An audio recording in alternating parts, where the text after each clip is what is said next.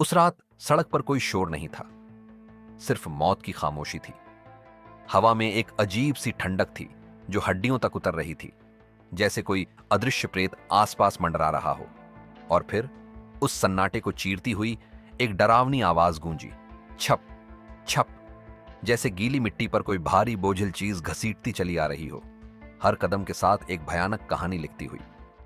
यह आवाज किसी इंसान की नहीं लग रही थी, बल्कि किसी ऐसे प्राणी की थी जो अब इस दुनिया का हिस्सा नहीं था। हर छप की आवाज के साथ दिल की धड़कनें तेज होती जा रही थीं और दिमाग में एक ही सवाल गूंज रहा था, यह कौन है और यह कहां से आ रहा है। यह सिर्फ एक शुरुआत थी, एक ऐसी रात की जो किसी के लिए भी आसान नहीं होने वाली थी। 16 साल की एक लड़की लड़खड़ाती हुई अंधेरे से बाहर निकली। उसकी चाल में कोई जीवन नहीं था, बस एक यांत्रिक गति थी, जैसे कोई कठपुतली अदृश्य धागों से खींची जा रही हो। उसके पैरों में गहरे कांटे ढंसे थे, हर कदम पर दर्द की एक मूक चीख निकल रही थी, पर उसके चेहरे पर कोई भाव नहीं था। उसके कपड़े जगह जगह से फटे हुए थे, जैसे किसी हिंसक संघर्ष का शिकार हुई हो। उन फटे हुए कपड़ों से झांकती उसकी त्वचा पर गहरे निशान थे जो किसी भयानक कहानी के गवाह थे।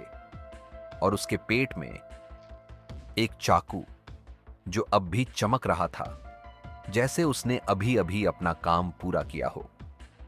खून बह नहीं रहा था, रिस रहा था, धीरे, लगातार, जैसे उसका शरीर खुद मौत को रोकने की एक हताश कोशिश कर रहा हो।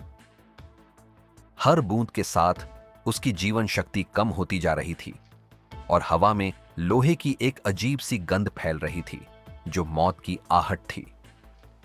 उसकी आंखें खुली थीं, लेकिन उनमें कोई इंसान नहीं दिखता था। वे खाली थीं, बेजान, जैसे किसी ने उनकी आत्मा निचोड़ ली हो। होंठ कांप रहे थे, मगर आवाज उसकी नहीं थी, बल्कि किसी और की, जो उसके भीतर से बोल रहा था, एक भयानक फुसफुसाहट, मदद करो। यह आवाज इतनी कमजोर थी कि हवा में घुल गई, पर उसमें एक अजीब सी गूंज थी जो सुनने वाले के रोंगटे खड़े कर दे। यह मदद की पुकार नहीं थी, बल्कि एक चेतावनी थी, एक शाप। दो लोग आगे बढ़े, उनकी आंखों में जिज्ञासा और थोड़ी दया थी। फिर उन्होंने चाकू देखा और उनके चेहरे का रंग उड़ गया। डर ने उनकी दया को निगल लिया और वे तुरंत पीछे हट गए, जैसे किसी अदृश्य दीवार से टकरा गए हों। किसी ने कांपते हाथों से पुलिस को फोन किया, पर तब तक बहुत देर हो चुकी थी।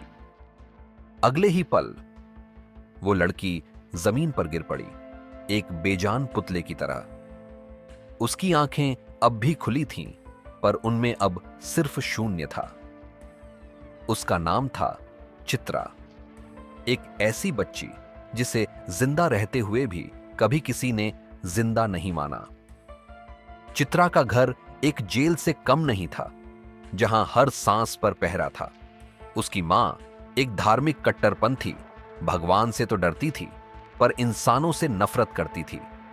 वह चित्रा को हमेशा कोसती रहती, उसे शैतान की औलाद कहती और हर छोटी गलती पर उसे शारीरिक और मानसिक यातनाएं देती।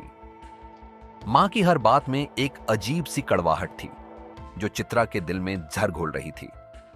घर में प्यार की जगह सिर्फ डर था और हर दिन एक नया इम्तिहान होता था जिसमें चित्रा हमेशा फेल होती थी। मां की आंखों में चित्रा के लिए कभी ममता नहीं दिखी, सिर्फ एक अजीब सी घृणा थी जो चित्रा को अंदर से खोखला कर रही थी। स्कूल में भी चित्रा को कोई राहत नहीं मिली। बच्चे उसके पुराने फटे कपड़ों पर हंसते थे, उसे गरीब और अजीब कहकर चिढ़ाते थे। उनके ठहाके चित्रा के कानों में तीर की तरह चुभते थे और वह हर दिन स्कूल जाने से डरती थी। वह अकेली रहती, किसी से बात नहीं करती और धीरे धीरे एक अदृश्य दीवार के पीछे छिपती चली गई। टीचर भी उसे कमजोर कहकर नजरअंदाज कर देते थे। उन्हें चित्रा की समस्याओं से कोई लेना देना नहीं था, वे बस उसे एक बोझ मानते थे। किसी ने कभी उसकी आंखों में झांकने की कोशिश नहीं की, किसी ने कभी उसके दर्द को समझने की कोशिश नहीं की। चित्रा के लिए स्कूल एक और यातना गृह बन गया था, जहां उसे हर दिन अपमानित होना पड़ता था। पर किसी को नहीं पता था कि लाल रंग देखते ही चित्रा के भीतर कुछ जाग जाता था। यह सिर्फ एक रंग नहीं था, बल्कि एक ट्रिगर था जो उसके अंदर सोई हुई किसी भयानक शक्ति को जगा देता था। खून, लाल कपड़ा या बस टमाटर सॉस। यह लाल रंग उसके दिमाग में एक अजीब सी हलचल पैदा करता था, जैसे कोई पुराना घाव फिर से हरा हो गया हो। उसका सिर घूमने लगता, जैसे कोई अदृश्य शक्ति उसे अपने वश में कर रही हो। हवा कांपने लगती, जैसे कोई भयानक ऊर्जा आसपास फैल रही हो, और चीजें अपने आप हिलने लगती, कभी धीरे से, कभी जोर से, जैसे कोई अदृश्य हाथ उन्हें नियंत्रित कर रहा हो। यह एक चेतावनी थी, एक संकेत था कि चित्रा अब अकेली नहीं थी। उस दिन स्कूल के ऑडिटोरियम में वार्षिक कार्यक्रम था। पूरा स्कूल खुशी और उत्साह से भरा हुआ था। सभी बच्चे नए चमकीले कपड़ों में थे, उनके चेहरों पर मुस्कान थी और वे अपने दोस्तों के साथ हंस बोल रहे थे। हवा में एक उत्सव का माहौल था, पर यह माहौल चित्रा के लिए नहीं था। सिवाय चित्रा के, वह एक कोने में बैठी थी। उसके पुराने कपड़े और उदास चेहरा उस खुशी के माहौल में एक अजीब सा धब्बा लग रहे थे। उसकी आंखों में कोई चमक नहीं थी, बस एक गहरी उदासी थी जो उसके अंदर के तूफान को छिपा रही थी। वह किसी से बात नहीं कर रही थी, बस चुपचाप बैठी थी, जैसे वह इस दुनिया का हिस्सा ही ना हो। किसी ने उसकी कुर्सी पर शरारत से टमाटर सॉस रख दिया। यह एक छोटी सी शरारत थी, पर चित्रा के लिए यह एक भयानक संकेत था। जब वो बैठी, लाल रंग फैल गया उसके कपड़ों पर, उसकी त्वचा पर, जैसे खून फैल गया हो। हंसी गूंज उठी, बच्चों के ठहाके ऑडिटोरियम में गूंजने लगे। पर यह हंसी चित्रा के लिए नहीं थी, बल्कि उस पर थी। और उसी पल पर्दे के पीछे कुछ मुस्कुरा दिया, एक भयानक, अमानवीय मुस्कान जो सिर्फ चित्रा को महसूस हुई। यह मुस्कान किसी अदृश्य शक्ति की थी जो चित्रा के अंदर जाग रही थी और अब उसे अपने वश में करने के लिए तैयार थी। यह मुस्कान एक वादा थी, एक भयानक बदला लेने का वादा। स्टेज पर उसे जबरन खड़ा किया गया। कुछ बच्चों ने उसे धक्का दिया और वह लड़खड़ाती हुई स्टेज पर पहुंची। माइक उसके सामने था, एक भयानक हथियार की तरह। पूरा स्कूल देख रहा था। उनकी आंखों में मजाक और उत्सुकता थी। चित्रा का दिल जोर से धड़क रहा था। उसे लग रहा था जैसे वह किसी भयानक सपने में फंस गई हो। किसी ने फुसफुसाकर कहा, बस अपना नाम बोल दो। यह आवाज दयालु लग रही थी, पर चित्रा के लिए यह एक और अपमान था। वह अपनी आवाज खो चुकी थी। उसके गले से कोई शब्द नहीं निकल रहा था। उसने आंखें बंद कर लीं, दुनिया की सारी नफरत से बचने के लिए। और तब उसने आवाज सुनी। यह आवाज उसके कानों में नहीं, बल्कि उसके दिमाग में गूंजी। एक गहरी, भयानक आवाज जो किसी प्राचीन बुराई की थी। मैं तेरे सामने हूं, बस एक बार देख ले, तेरे सारे दर्द खत्म कर दूंगा। यह आवाज एक शैतान की थी जो चित्रा के अंदर की कमजोरी का फायदा उठा रहा था। जब उसने आंखें खोली तो लाल पर्दे के उस पार नरक था। यह कोई साधारण पर्दा नहीं था, बल्कि एक द्वार था जो किसी भयानक दुनिया में खुल रहा था। जलते शरीर, चीखें और एक साया जो खुद को सबसे श्रापित राक्षस कहता था। यह साया चित्रा को अपनी ओर खींच रहा था, उसे अपने वश में करने के लिए।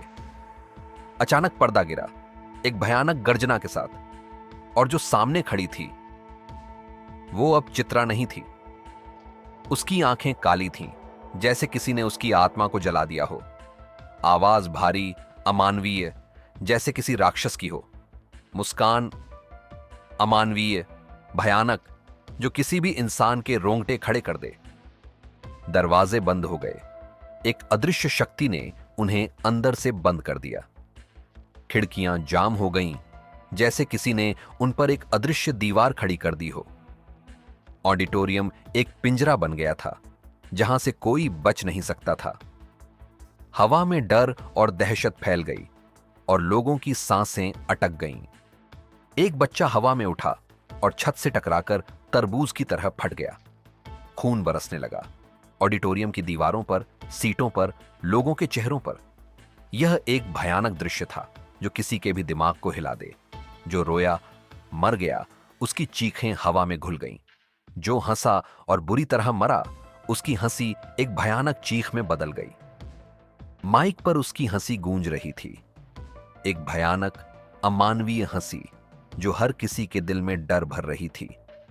पूरे ऑडिटोरियम में सिर्फ चीखें थीं, दर्द की, दहशत की, मौत की। यह एक नरक था जो चित्रा के अंदर से निकला था।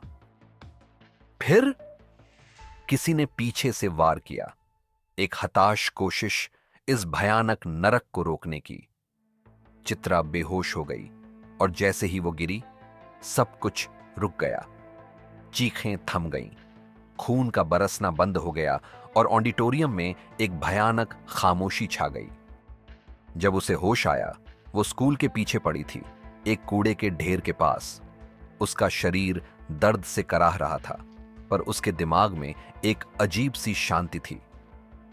मीडिया, पुलिस, लाशें, सब कुछ याद आ गया, एक भयानक सपने की तरह।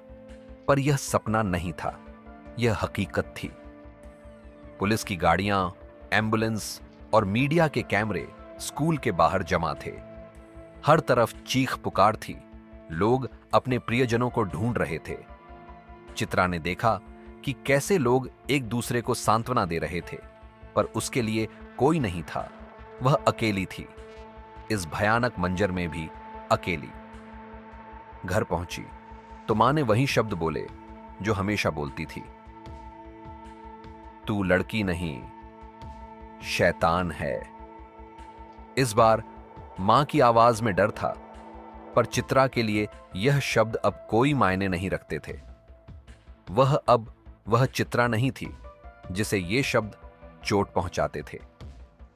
और इस बार चित्रा ने कुछ नहीं सुना। उसने बस इशारा किया, एक छोटा सा इशारा, पर उसमें एक भयानक शक्ति थी।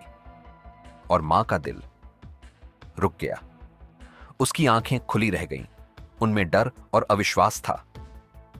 चित्रा ने अपनी मां को मार दिया था और उसके चेहरे पर कोई पछतावा नहीं था। अंत में वो सड़क पर फिर से थी, खून से लथपथ, पर इस बार यह खून उसका नहीं था।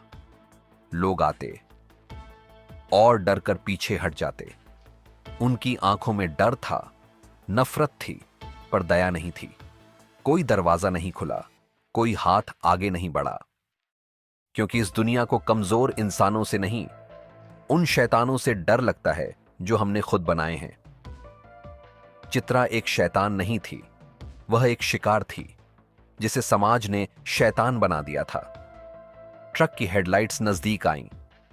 उनकी तेज रोशनी में चित्रा का चेहरा चमक उठा, पर उसकी आंखों में अब कोई जीवन नहीं था। और फिर सब खामोश, एक भयानक खामोशी जो सब कुछ निगल गई। आज भी लोग कहते हैं, अगर उस दिन कोई एक इंसान उस बच्ची से इंसान की तरह बात कर लेता तो शायद इतनी लाशें जमीन पर ना होती, और शायद चित्रा भी। चित्रा की कहानी सिर्फ एक डरावनी कहानी नहीं है, बल्कि हमारे समाज का एक भयानक आईना है। यह उन बच्चों की कहानी है जिन्हें हम नजरअंदाज करते हैं, जिन्हें हम अपनी नफरत और उपेक्षा से शैतान बना देते हैं। क्या हम कभी सोचते हैं कि हमारी छोटी सी उपेक्षा किसी के जीवन को कितना प्रभावित कर सकती है? यह कहानी हमें सोचने पर मजबूर करती है कि हम अपने आसपास के लोगों के प्रति कितने संवेदनशील हैं। क्या हम सिर्फ अपनी दुनिया में जीते हैं, या हम दूसरों के दर्द को भी महसूस करते हैं? चित्रा जैसी कहानियां हमें याद दिलाती हैं कि हर इंसान के अंदर एक आत्मा होती है जिसे प्यार और सम्मान की जरूरत होती है। यह कहानी आपको डरा सकती है, पर इसका असली मकसद आपको जगाना है। क्या आप चित्रा जैसी किसी और आत्मा को खोने देंगे? क्या आप अपने आसपास के बच्चों, युवाओं और कमजोर लोगों की आवाज सुनेंगे? आज ही संकल्प लें, अपने आसपास के लोगों के प्रति संवेदनशील बने, किसी को भी अकेला महसूस न होने दें। अगर आप किसी को परेशान देखते हैं तो मदद का हाथ बढ़ाएं। एक छोटी सी दयालुता किसी की जिंदगी बचा सकती है और एक भयानक त्रासदी को रोक सकती है। अपनी आवाज उठाएं, बदलाव लाएं और एक बेहतर दुनिया बनाएं।